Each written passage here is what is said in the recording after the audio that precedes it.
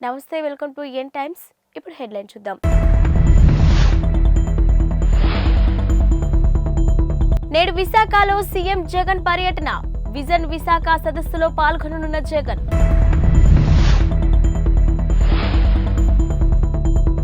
ఇవాళ మంగళగిరిలో జయహో బీసీ సభ. చీఫ్ గెస్టులుగా పాల్గొనున్న బాబు పవన్.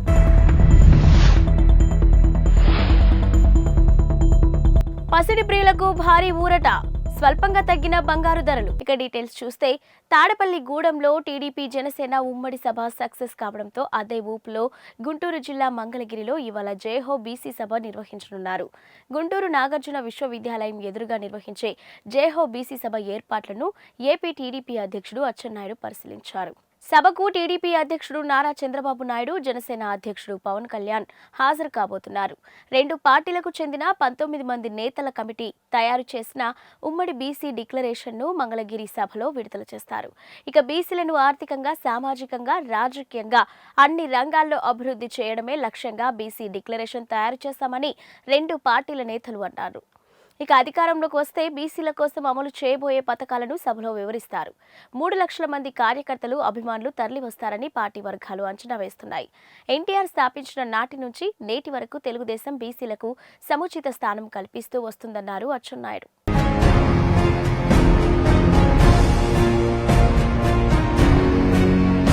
ఏపీలో ఎన్నికలు దగ్గర పడుతున్న తరుణంలో కీలక పరిణామాలు చోటు చేసుకుంటున్నాయి.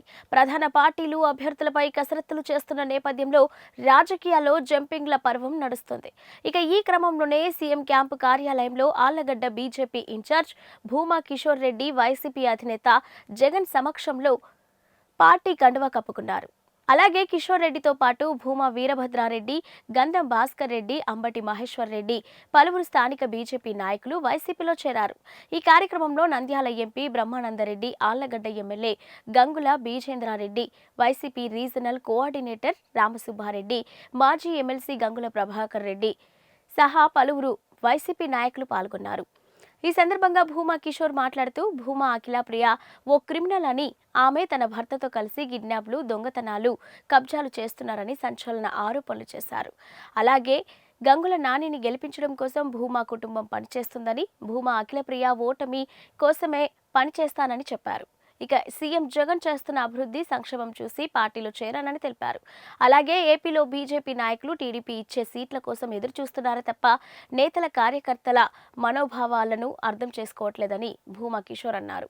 APCC Kisan cell president Jetti Gurunatha Rao, Jangareddygudem మాజీ జెడ్పీటీసీ ముప్పిడి శ్రీనివాసు వైఎస్ఆర్సీపీలో చేరారు. ఇక తాడపల్లిలోని సీఎం క్యాంపు కార్యాలయంలో సీఎం వైఎస్ జగన్ సమక్షంలో వారి పార్టీలో కండువా కప్పుకున్నారు. YSRCP regional coordinator MP PV Mithun Reddy, Eluru MLA Alla Nani తదితరులు పాల్గొన్నారు. ఇక అనంతరం సీఎం క్యాంపు కార్యాలయం మీడియా పాయింట్ వద్ద జెట్టి గురునాథరావు మాట్లాడారు. ఏపీలో కాంగ్రెస్ ఇతరులకు లాభం చేకూర్చే పార్టీలాగా మారిపోయిందన్నారు. రాష్ట్రంలో కాంగ్రెస్ నేతలు టీడీపీ అధినేత చంద్రబాబు ఇచ్చిన స్క్రిప్ట్ చదవడం నేర్చుకున్నారని చెప్పారు. అందుకే కాంగ్రెస్ పార్టీ విధానాలు, ఆ పార్టీ నేతల వ్యవహార శైలి నచ్చక వైఎస్ఆర్సీపీలో చేరామని తెలిపారు. టీడీపీ జనసేన కూటమిపై మాజీ మంత్రి, గుడివాడ ఎమ్మెల్యే కొడాలి నాని సంచలన వ్యాఖ్యలు చేశారు. రాజమండ్రిలో వైసీపీ ఆధ్వర్యంలో ఏర్పాటు చేసిన సిద్ధం సభలో కొడాలి నాని పాల్గొన్నారు. ఈ సందర్భంగా నాని మాట్లాడుతూ, చంద్రబాబు ఒక్కడే వస్తే గెలుస్తాడని, ఎన్నికల్లో తోడుగా దత్తపుత్రుని తెచ్చుకుంటున్నారని విమర్శించారు. ఈ ఎన్నికల్లో చంద్రబాబు తన వర్గానికి 30 సీట్లు ఇచ్చుకున్నారు. ఇక 20% సామాజిక వర్గం ఉన్న పవన్ కళ్యాణ్ కు కేవలం 24 సీట్లు కేటాయించారని ఎద్దేవా చేశారు. మోసం చేయడం చంద్రబాబు నైజమని, ఇదే మరోసారి నిరూపితమైందని అన్నారు. ఇక ఇద్దరు వెన్నుపోటుదారులతో పవన్ కళ్యాణ్ ప్రయాణం చేస్తున్నారని తెలిపారు. ఇక పిఠాపురంలో పవన్ కళ్యాణ్ ను చంద్రబాబే ఓడిస్తారని, ఇందులో ఎవరికీ అనుమానం అవసరం లేదని అన్నారు. అంతకుముందు పవన్ కళ్యాణ్ పై కొడాలి నాని పాజిటివ్ కామెంట్స్ చేశారు. 20% సామాజిక వర్గం ఉన్నాళ్ళు ఏ నియోజకవర్గం తీసుకుంటాడు తీసుకోమని 2 లక్షల మందికి భోజనాలు పెడతారు వాళ్ళు. ఇవన్నీ పిచ్చి మాటలు. చంద్రబాబు నాయుడు ఈ రాష్ట్రానికి వెన్నుపోటుకి బ్రాండ్ అంబాసిడర్లు ఎవరో ఈ రాష్ట్రంలో వెన్నుపోటు అనగానే ఇద్దరు గుర్తొస్తారు. ఒకడు చంద్రబాబు నాయుడు, 2 నాదెండ్ల. పవన్ కళ్యాణ్కి అటు ఒకటి ఇటు ఒకటి ఎవడుంటాడు? ఈ పక్కేమో నారాయణ మనోహర్ కూర్చుంటాడు, ఈ పక్కన చంద్రబాబు నాయుడు కూర్చుంటాడు. మనం సిద్ధం సభలో చూసాంగా, ఇద్దరు బ్రాండ్ అంబాసిడర్ల వెన్నుపోటుకి ఒకడేమో వెనకాలే తిరుగుతూ ఉంటాడు, ఇంకోడేమో ఎప్పుడు కావాలంటే అప్పుడు వెళ్ళి కలిసి వస్తూ ఉంటాడు. వీళ్ళిద్దరూ కలిసి పవన్ కళ్యాణ్ ఏం చేస్తారు ఈ రాష్ట్ర ప్రజలకు తెలియదా? ఆయన పార్టీ కేడర్కి తెలియదా? ఆ సామాజిక వర్గానికి తెలియదా? ఈరోజు పవన్ కళ్యాణ్ని రక్షించుకోవాల్సినటువంటి అవసరం చంద్రబాబు దగ్గర నుంచి జన సైనికులకి, ఆయన పార్టీకి మద్దతు ఇచ్చేటువంటి ఓట్ బ్యాంక్కి వాళ్ళకు ఉంది. ఎందుకంటే ఎన్టీ రామారావు లాంటి మహానుభావుడిని వాళ్ళిద్దరూ వెన్నుపోటు పొడిచి అవతల పారేశారు. ఈ పవన్ కళ్యాణ్ ఎంత ఆయనతో పోల్చుకుంటే? అధికారంలో ఉండి ముఖ్యమంత్రి పీఠం మీద ఉన్నాడని కోల్దోసి పక్కన పడేశారు ఇద్దరు, నాదెండ్ల నారావారు. పవన్ కళ్యాణ్ ఎంత 24 సీట్లు ఇచ్చి దాంట్లో 14 సీట్లు అసలు ఓడిపోయే సీట్లు ఇచ్చి చంద్రబాబు నాయుడు ముఖ్యమంత్రి అవ్వాలి, జనసేనకి సీట్లు రాకూడదు, ఆ ఓట్ బ్యాంక్తో ఈయన ఒక 100-150 సీట్లు సాధించాలని నేను ప్రయత్నం. ఇవన్నీ రాష్ట్ర ప్రజలు గమనించట్లేదా? నేను ఒకటే అడుగుతున్నా, నీ సామాజిక వర్గం 3% ఉంది, 30 సీట్లు ఇచ్చుకున్నావు. మాచర్ల ఎమ్మెల్యే పిన్నెల్లి రామకృష్ణారెడ్డిని టీడీపీ అధ్యక్షుడు చంద్రబాబు నాయుడు పల్నాడు జిల్లాలో టార్గెట్గా ఎంచుకున్నట్టు అర్థమవుతుంది. ఇక పల్నాడు ప్రాంతంలోని దాచపల్లిలో జరిగిన రా కదలి రా సభలో చంద్రబాబు రామకృష్ణారెడ్డి అతని సోదరుడు చేస్తున్న అక్రమాల గురించి ఉతికి ఆరేశాడు. చంద్రబాబు పిన్నెల్లి అక్రమాలను ఏకరువు పెడుతుంటే సభకు హాజరైన ప్రజానికం నివ్వెరపోయారు. ఇప్పటి వరకు పిన్నెల్లి బ్రదర్స్ అక్రమాలు మాచర్ల ప్రజలకే తెలుసు అనుకుంటున్నారు. అలాంటిది చంద్రబాబు తన ప్రసంగంలో వారి అక్రమాలు ఎత్తి చూపడంతో రాష్ట్రం మొత్తం వారి అక్రమ వ్యవహారం తెలిసిపోయింది. పైగా వైసీపీ ప్రభుత్వం ఏర్పాటు అయిన కొద్ది కాలానికి చిన్న కాకాని సమీపంలో ఉన్న రామకృష్ణారెడ్డి చంద్రబాబును అరే కొజ్జా లాంటి తీవ్ర పదజాలంతో విమర్శించారు. అప్పటి నుంచి పిన్నెల్లి వ్యవహారాలపై చంద్రబాబు దృష్టి సారించారని తెలిసింది. ఇక పిన్నెల్లి అనుచరులు మాచర్లలో అడ్డగోలుగా అక్రమాలకు పాల్పడుతూ వస్తున్నారని ఇప్పటికీ నివేదికలు బాబుకు అందుతూనే ఉన్నాయి. ఇక పేదల ఆస్తులను స్వాధీనం చేసుకోవడం, 100 ఎకరాల ఖాళీ స్థలాలు మాచర్ల ప్రాంతంలో అక్రమాలకు గురయ్యాయని తెలిపారు. అక్రమ మద్యం వ్యాపారం, గ్రానైట్ లారీ కలెక్షన్ లాంటి అక్రమ చర్యలు చేయటంతో పాటు హత్య రాజకీయాలు పిన్నెల్లి ప్రోత్సహిస్తున్నారని కూడా బాబు ధ్వజమెత్తారు. నేను అడుగుతున్నా, ఇప్పుడు ఇదే ఈ నాటకం, ఈ రోజు నాటకం ఆడుతున్నాడు. జగనాసుర రక్త చరిత్ర ఇదే, సాక్షి గెజిట్ ఇదే. నీకు ధైర్యం ఉంటే రా, పెనుగొండకు రా, కదిలి రా, పిలిపించా రా, కదిలి రా.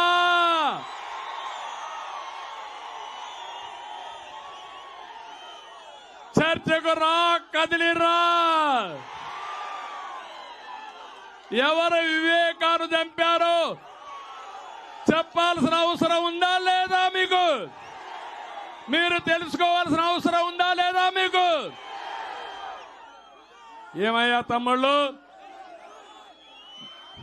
హత్యలు చేసే వాళ్ళు ముఖ్యమంత్రిగా అర్హులా? అర్హులా అని మిమ్మల్ని అడుగుతున్నా. ఆమోదిస్తారా అని మిమ్మల్ని అడుగుతున్నా. నీ ప్రాణానికి రక్షణ ఉందా? మీ ఆడబిడ్డల శీలానికి రక్షణ ఉందా? నాకు రక్షణ ఉందా? వేదిక పైన వాళ్ళకి రక్షణ ఉందా? ఇలాంటి దుర్మార్గుడు అవసరమా మనకు? అవసరం లేదంటే గట్టిగా చప్పట్లు కూడా చెప్పండి.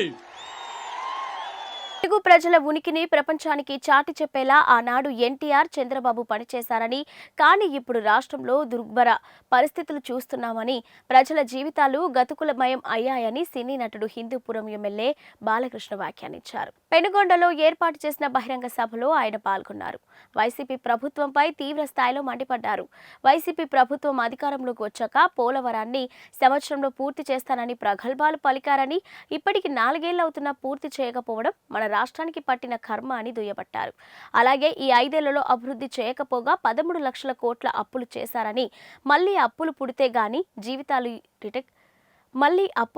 గాని జీతాలు ఇవ్వలేని పరిస్థితికి రాష్ట్రాన్ని తీసుకొచ్చారని విమర్శించారు. సృష్టించడం, అలాగే వాళ్ళ ఒక పైశాచిక ఆనందాన్ని పొందుతుంది ఈ వైకాపా ప్రభుత్వం. మరి ఈరోజు జగన్మోహన్ రెడ్డి విషయానికి వస్తే, అతను బయటే కాదు ఇంట్లో కూడా విషయాల జోలికి వస్తే, మరి మనం ఒకసారి గతం మనం గుర్తు చేసుకోవాలి. మన తెలుగుదేశం పార్టీని గుర్తు చేసుకోవాలి. ముందు అసలు ఈ పసుపు రంగు ప్రాశస్తాన్ని మనం గుర్తు తెచ్చుకోవాలి. పసుపు శుభ సంకల్పం, పసుపు ఆనందాల వేడుకకు ఆహ్వాన గీతం, పసుపు ఆరోగ్యానికి గొప్ప ఆయుర్వేద ఔషధం, మన పసుపు సంక్షేమానికి నిర్వచనం, మన పసుపు అభివృద్ధికి నిదర్శనం, మన పసుపు ఆత్మ గౌరవానికి ఎగరేసే కేతనం, మన పసుపు ఆత్మాభిమానానికి నిలువెత్తు రూపం, మన పసుపు ఆత్మవిశ్వాసానికి నిజమైన సంతకం. మన ప్రభుత్వం రాయలసీమను రాయలసీమగా చేస్తే ఈ ప్రభుత్వం రాయలసీమను నెత్తుటి గాయాల సీమ చేసింది. మన ప్రభుత్వం పగల సెగలను చల్లార్చి రాయలసీమను శాంతి నికేతంగా మారిస్తే ఈ ప్రభుత్వం కత్తులు మొనల మీద నెత్తులను చిందించింది. మన ప్రభుత్వం కాలువల్లో కృష్ణమ్మను ప్రవహింపజేసి బీటలు వారిన రాయలసీమ బీడు భూములను సస్యశామలం చేసింది. ఈ ప్రభుత్వం ముఠాకక్షలను పెంచి పోషిస్తూ కాలువల్లో నెత్తుటి వరదలు బారించింది. మన ప్రభుత్వం అభివృద్ధికి పెద్దపీట వేసి కియా లాంటి భారీ పరిశ్రమలను, ఐఐటి లాంటి జాతీయ విద్యా సంస్థలను నెలకొల్పితే ఈ ప్రభుత్వం వాటిని అభివృద్ధి చేయకపోగా వాటిని నిర్లక్ష్యంతో నిర్వీర్యం చేసింది. సిద్ధం అన్నాడు జగన్. దేనికి సిద్ధం? బాబాయిని చంపేసి తల్లిని చెల్లిని గెట్టేసి బాబాయిని చంపిన నిందితులను కాపాడుతూ చెల్లికి ద్రోహం చేశావు. వారికి సమాధానం చెప్పడానికి సిద్ధమా? ప్రతి ఏటా జాబ్ క్యాలెండర్ ఇస్తానని నమ్మి బలికి కొత్తవి రాకపోగా ఉన్న పరిశ్రమలను వెళ్ళగొట్టి గంజాయికి బానిసలు చేసిన యువతకు సమాధానం చెప్పడానికి సిద్ధమా? అధికారంలోకి వచ్చిన వారం రోజుల్లో సిపిఎస్ రద్దు చేస్తామని హామీ ఇచ్చిన ఉద్యోగులకు సమాధానం చెప్పడానికి సిద్ధమా? రాష్ట్రానికి రాజధాని లేకుండా 3 రాజధానుల పేరుతో అమరావతి రైతుల త్యాగాన్ని అవహేళన చేసి నువ్వు రైతులకు ప్రజలకు సమాధానం చెప్పడానికి సిద్ధమా? నా ఎస్సీ, నా బీసీ, నా మైనారిటీ అని చెప్పుకు తిరిగే నువ్వు దళితులను చంపి డోర్ డెలివరీ చేసిన వారిని కాపాడుతూ ఒక ఫ్యామిలీ రైలు కింద పడి ఆత్మహత్య చేసుకున్న కుటుంబానికి సమాధానం చెప్పడానికి సిద్ధమా? తిరువూరు టీడీపీ అభ్యర్థి కొలికపూడి శ్రీనివాసరావును ఉద్దేశించి ఎంపీ కేశినేని నాని సంచలన వ్యాఖ్యలు చేశారు. అమరావతి ఉద్యమం పేరిట చంద్రబాబు పంపిస్తే హైదరాబాద్ నుంచి వచ్చాడని కేశినేని తెలిపారు. అప్పుడు చంద్రబాబు చెబితే తానే ఆయనను 3 నెలలు హోటల్లో పెట్టానని, అతని అరాచకాలు భరించలేక హోటల్ వారే గగ్గోలు పెట్టేవారని ఆయన చెప్పారు. అదే హోటల్లో ఉండి అరాచకాలు చేస్తూ ఉంటే ఆ హోటల్ ఖాళీ చేపించండి అంటూ ఆ హోటల్ వాళ్ళు బ్రతిమలాడే పరిస్థితికి వచ్చారన్నారు. ఇక హోటల్ ఖాళీ చేపించడానికి తాను నానా ఇబ్బందులు పడాల్సి వచ్చిందన్నారు. అమరావతి ఉద్యమం పేరిట రైతుల దగ్గర సైతం చందాలు వసూలు చేసేవాడన్నారు. టీవీలో మాట్లాడుతున్న ఒక అతనిపై లైవ్ లోనే చెప్పుతో కొట్టాడన్నారు. ఇక చంద్రబాబుకు తిరువూరు అంటే చాలా కోపమని కేశినేని నాని అన్నారు. ఇక్కడ టీడీపీలో అలీబాబా 40 చోర్లు ఉన్నారని, ఎందుకంటే వాళ్లకు కొత్తవారు వస్తే డబ్బులు కావాలి కాబట్టి ఆయన అన్నారు. అట్లాగే దొంగల్ని ఈ తిరువూరు నెత్తి మీద రుద్దిన చంద్రబాబు నాయుడు గారు అనుకోవాలి ఇదంతా కూడా. కాబట్టి అతను నిన్న మొన్న మన స్వామిదాస్ గారి గురించి చెప్పాడంట. అందుకని నేను ఇవన్నీ నిజాలు చెప్తున్నా. ఏదో స్వామిదాసు పెద్ద తాగుబోతని, తిరుగుబోతని, లేదా సుధారాణి గారు దోపిడీలు చేశారని, దొంగతనాలు చేశారని, వీళ్ళిద్దరి మీద ఎవరైనా ఒక్కళ్ళ చేత వీళ్ళు మా దగ్గర మాకు ఈ హాని చేశారు, లేకపోతే ఈ దంపతులిద్దరూ మా దగ్గర ఈ రూపాయలు లంచం తీసుకున్నారని చెప్తే నేను స్వామిదాస్ గారు పోటీ నుంచి విరమిస్తాం. ఒక్కళ్ళు ఈ తిరువూరు నియోజకవర్గంలో కాదు, ఈ రాష్ట్రంలో స్వామిదాస్ గారి వల్ల మేము ఇబ్బంది పడ్డాం. స్వామిదాస్ గారు మమ్మల్ని ఇబ్బంది పెట్టాడు. స్వామిదాస్ గారు మమ్మల్ని అవమానపరిచాడు. స్వామిదాస్ గారు కానీ సుధారాణి గారు కానీ మా దగ్గర 1 రూపాయి అడిగారు అని ఎవరి దగ్గర రుజువు చేస్తే స్వామిదాస కాదు, నేను కూడా ఈ పోటీలో తప్పుకుంటాను. అవునా కదా? ఎందుకు మాట్లాడుతున్నారు? ఏదో మీడియాలో స్పెక్యులేషన్ చేయడం కోసమో, సెన్సిటైజ్ చేయడం కోసమో ఒక మంచి మనిషి మీద బురద చల్లడం అనేది రాజకీయాల్లో తప్పు. రేపేదో డిబేట్ అన్నా అంటే దానికి స్వామిదాస్ అవస్థలా. మా దగ్గర చిన్న కార్యకర్త ఉన్నారు, వచ్చి డిబేట్ కావాలంటే వాళ్ళు వస్తారు. పత్రికా ముఖంగా కూడా చెప్తున్నా, స్వామిదాస్ ఎందుకు? స్వామిదాస్ 2 సార్లు ఎమ్మెల్యే. అవునా? ఒక చదువుకున్న వ్యక్తి, గెస్టెడ్ ఆఫీసర్ స్వామిదాస్ గారు, సుధారాణి గారు. నీకులాగా ఆవారా కాదు. వాళ్ళు నీకు ఎందుకు వస్తారు డిబేట్ కి, డిస్కషన్ కి? ఈ రోజు జాయిన్ అయిన వెళ్తారంట. మా కుటుంబరావుగా మా కుటుంబరావు చెప్తున్నాడు. మా కుటుంబరావు ఈ రోజు జాయిన్ అయిన వెళ్తారు. పాత వైసీపీ వాళ్ళు కూడా అవసరం లేదని, అంత మంచి వ్యక్తులు వాళ్ళు. కాబట్టి దాంట్లో ఈ రోజు నేను చెప్తున్నా, మీరు స్వామిదాస్ గారు 40,000 నుంచి 50,000 మెజార్టీతో గెలవబోతున్నాడు. వాళ్ళ ఆర్థిక అవసరాల కోసం ఏపీ సెక్రటరియేట్ను వైసీపీ ప్రభుత్వం తాకట్టు పెట్టిన అంశం రాష్ట్ర రాజకీయాల్లో కలకలం రేపుతుంది. ఈ నేపథ్యంలో ప్రధాని మోదీకి ఎంపీ రఘురామకృష్ణరాజు లేఖ రాశారు.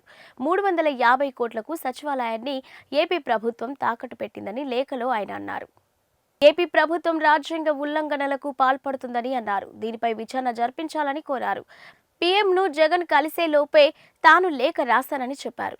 ఏ ప్రభుత్వం బ్యాంకు కూడా సెక్రటరియేట్ను తాకట్టు పెట్టుకోవడానికి ముందుకు రాకపోవడంతో ప్రైవేటు బ్యాంకు హెచ్డిఎఫ్సి బ్యాంకు తాకట్టు పెట్టుకుందని తెలిపారు.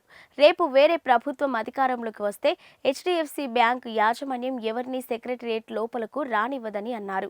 ఇక సెక్రటరియేట్ను తాకట్టు పెడుతూ ఉంటే చీఫ్ సెక్రటరీ ఎలా ఒప్పుకున్నారని పసిడి ప్రియులకు భారీ ఊరట లభించింది. ఇవాళ బంగారం, వెండి ధరలు స్వల్పంగా తగ్గాయి.